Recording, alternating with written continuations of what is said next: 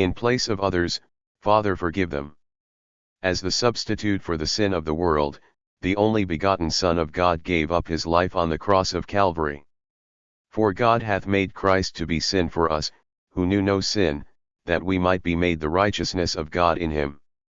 2 Corinthians 5 verse 21. It cost his life to pay the debt of transgressions which we all have done. Table of contents. 1 instead of all of us.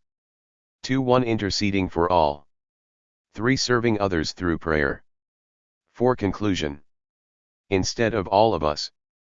Because, we like sheep have gone astray, we have turned everyone to his own way. And the Lord hath laid on him the iniquity of us all. Therefore, he was wounded for our transgressions and bruised for our iniquities, Isaiah 53 verses 5 and 6.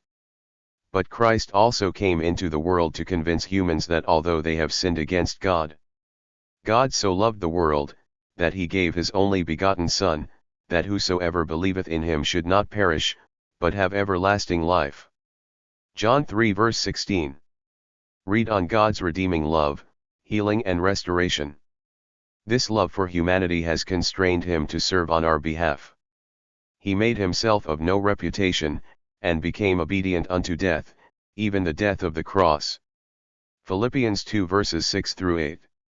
Thus, Jesus became the Lamb of God, who took the sin of the world.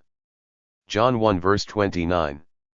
This is the very same Lamb he chose to be from eternity past, fulfilling Revelation 13 verse 8, the Lamb slain from the foundation of the world. When raised on the cross of Calvary by the Roman soldiers, he humbly accepted the torture and prayed for them. Then said Jesus, Father, forgive them, for they know not what they do. And they parted his raiment, and cast lots. Luke 23 verse 34. That prayer also includes all who have separated themselves from God, right after the fall of our first parents down the line of time of his second coming. 1 interceding for all. Jesus took upon him the form of a servant, and was made in the likeness of men. In this was manifested the love of God toward us, because that God sent his only begotten Son into the world, that we might live through him. 1 John 4 verse 9. Thus he took the nature of fallen humans, that he might 1 endure Satan's temptations and be made perfect through suffering, Hebrews 2 verse 10. 2 understand the circumstances of humans' trials and how to succor those who should be tempted, Hebrews 2 verse 18. Thus as fully human and fully divine, he pleads forgiveness, because they know not what they do. Who are those people? At the time of his crucifixion there were several groups of people. 1 the Roman soldiers on duty and those who erected Jesus' cross. 2 two malefactors, one on the right hand, and the other on the left. 3 crowds stood beholding. 4 and the rulers also derided him, saying, He saved others, let him save himself, if he be Christ, the chosen of God. Luke 23 verse 34 through 41. Christ's soul was under the burden of sin of the entire world. But in the time of anguish, that no one else from aside can truly explain, he had a pitying love for the present audience. Moreover, Jesus pitied not only his murderers, but all not present who doubted and rejected him then and through ages. In the agonies of the crucifixion his prayer embraced the whole world. Everyone was included, who had lived or should live from the beginning of the world to the end of time. Serving others through prayer. Jesus leads us by example of his other-centered love revealed through his entire life and ministry.